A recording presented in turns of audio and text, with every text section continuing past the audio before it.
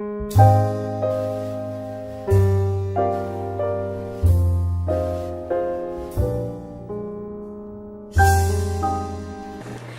everyone, it's Goddess Lily and welcome to my channel. Well, this video is about beauty blogging and why I think you should definitely set up a beauty blog, especially if you're here on YouTube. But before I get into the nuts and bolts, I just want to share with you what I made blogging for the month of October 2014 so far. Right now I'm showing you my PayPal activity sheet for my transactions for the month of October. And the first box is showing you that I received 7 payments in the last 30 days. The second box is the income that I received for the month of October. I received $1,194.25. So the third box that says charts and graphs is showing you the amount that I received for this quarter. So now that you've seen what I made so far for the month of October, I just want to tell you a little bit about why I put that out there. Now I have a lot of friends, well, internet friends. I've met some of them at blogging conferences and they're so much fun and I love to go to them. And I love to go to blogging meetups and meet some of the other beauty bloggers, especially those that fly in to town for IMATS, which is the International Makeup Association trade show, and just other makeup shows that they have around, a beauty con. But anyway, I was talking to a blogger through Facebook Messenger, and she was kind of asking me about some of the media companies I work with, and I didn't want to give out that information, but I just told her that I don't have a problem getting campaigns, and as a matter of fact, for the last 4 or 5 months, I've been making over $1,000 a month, in my campaigns. But it's a lot of work, and I've been making that much, and she didn't believe it. So I decided that, well, I'll work with you, but I need to get it together on what I can, offer you and what information that I have to offer you as far as all my research, because I've been blogging for a long time, and I'll get back to you. So in the meantime, I thought, well, if I'm going to offer my services to one person, why not offer them to everyone? Because there's a lot of people that say, oh, I like your blog and I wish I had time to blog. But I'm going to tell you, it does take up some time, but the time that you put into blogging just reaps so many rewards in the long run. So my blog is Fun, Fierce, Fabulous, Beauty Over 50. It wasn't always a beauty blog. I didn't start actually uploading beauty blog posts until, I'm going to say, 2012, so the last 2 years. And once I started uploading beauty blog posts, my blog kind of took off in the whole blogosphere scheme. How do you get established as a blogger and start getting paid is that you have to have clout. Now there are 3 ways to gain clout. The first way is through social media, and that's all your social media outlets. You have your YouTube, which they really don't use, but you have your Twitter, your Facebook, your Pinterest, your Instagram, LinkedIn, and there may be a couple more, but those are the main ones. And you have to have a substantial amount of followers. Now I think for me, I probably have somewhere between 35,000 and 50,000 followers across all of my social media platforms. That number I believe is low, but it's enough to get me campaigns and get paid for it. Now there are some beauty bloggers that have over 100,000 followers across all their social media platforms, and I can tell you a fact that they are demanding $1,000 per blog post. The most that I have ever got paid for a blog post was $500, and to me that was a lot of money. And all you can do is ask for it, and if they counter you, you may counter back. It's a game when it comes to bloggers getting paid, because there is no standard there's just no standard, income platform that we can go to and look at or compare with. And bloggers are very secretive about the media companies that they work for and PR companies that they work for and how much they're paying them. You really have to pull strings to get that information. But you know what? I decided that I want to add counseling to my repertoire for beauty blogging, which I already offer counseling for wig making, and I do really good at that.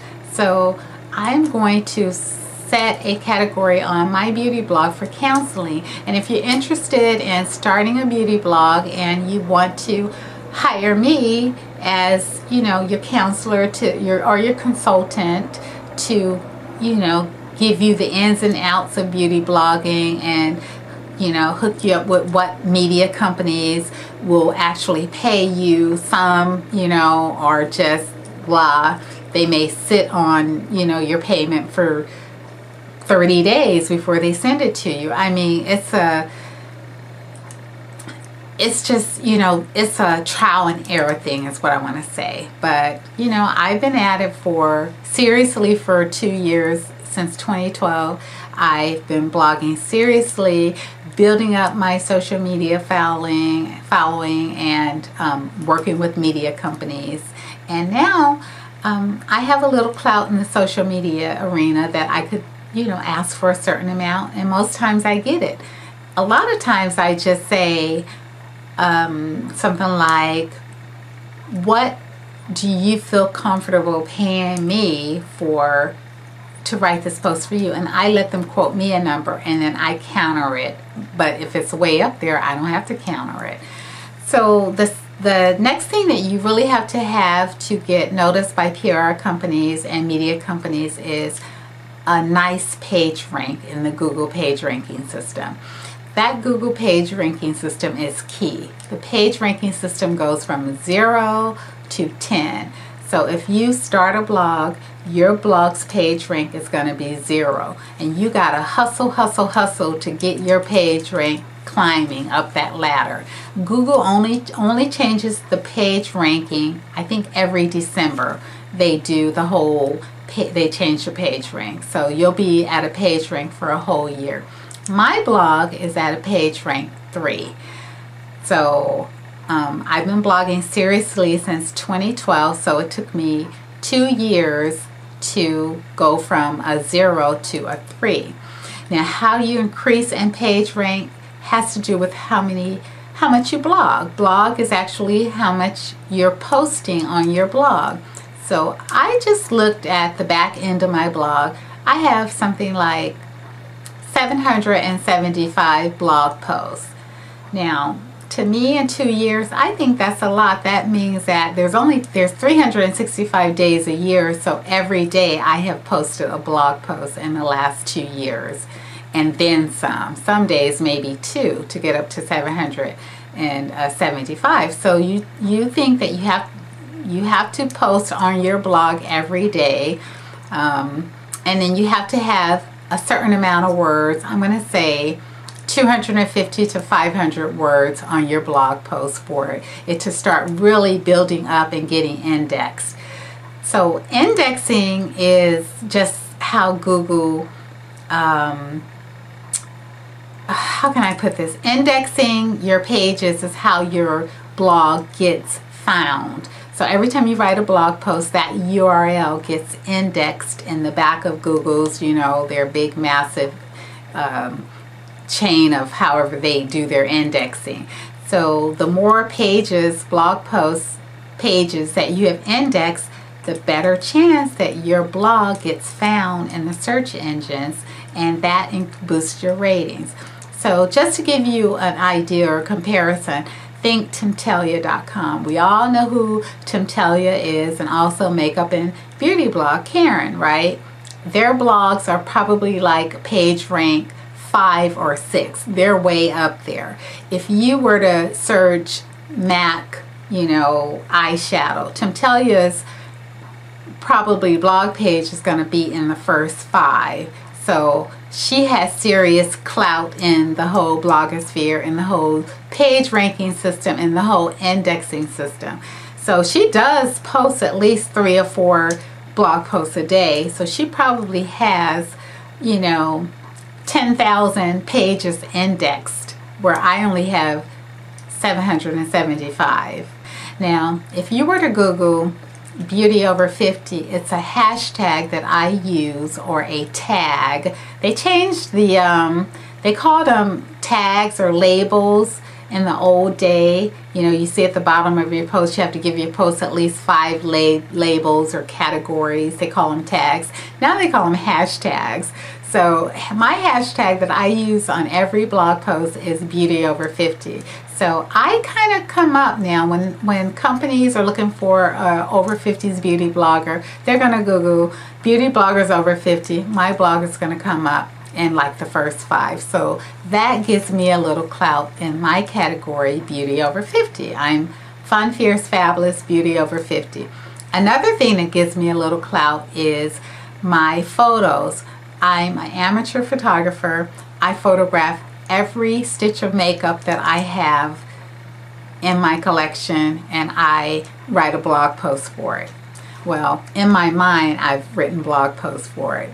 So that's just how you increase your blog and get it out there in that whole scheme of, you know, trying to get it noticed from PR companies, because that's the only way that they're going to notice you. If your blogging is through your page rank, your Alexa rank, that's the third way, and that's, I can't even get into it, Alexa page ranking, because it's too massive, and your social media clouds. Although I am a beauty blog and my blog is a beauty blog, I have other categories on my blog, and I took a picture of the top of my blog to show you all the categories that I have. Out of all the categories that I have, lifestyle is the one category that I make the most income from. I get tons of blog posts that fall under that category, lifestyle, because of course, if I'm working with a car company, it's going to go under lifestyle. If I'm working with, you know, a computer software company, it's going to go under lifestyle. If I'm working, you know, for a big major department store, or, you know, like Walmart or Costco or something, it's going to go under lifestyle. But if I'm working for, you know, a bridal wear company or lingerie, that's going to go under fashion. Or if I'm working for skincare or writing for makeup or skincare, that's going to go under beauty. But most of my campaigns fall under lifestyle, and if I hadn't had that lifestyle category on the top, I probably wouldn't be getting these campaigns. They'll just say, oh, she's just a beauty blogger, and I'm, you know, a big car company, or I'm a PR company, you know, representing this big car company. She's not gonna, you know, wanna, you know, put a blog post about a car on her beauty blog. But yeah, I will. So that's why I had to put that lifestyle up there, that fashion up there, and start, you know, writing posts on my own to build that category up. So under lifestyle, I have, you know, posts like my backyard landscaping and, you know, roller skating at the beach, you know, just some stuff. Just, you got to just build up that category. And so under fashion, you know, because I'm retired and I just have closets full of exercise wear, so you're just going to see fashion posts with me posing with, you know, highlighting different exercise clothes. And lifestyle, I also have a lot of fitness because I do yoga and all that stuff. So all that, you know, you just build up your lifestyle section, you build up your fashion section, and of course your beauty blogger, so I don't even have to tell you about beauty. But those are the 3 categories that you need on your blog: beauty, fashion, lifestyle. And I wouldn't say do a blog with have the categories like, you know, hair, skin, nails, all that can fall under beauty. Those are considered subcategories. But organizing your blog is something that I can help you with as far as consultations. And if you are interested in setting up a blog, feel free to click on my link below and look at what I offer for consultations and my consultation fee. But anyway, this is just my little 411 on why you should become a beauty blogger, and I hope you've learned something. And sorry that this video was so long, but I had a lot to say. And thank you for watching.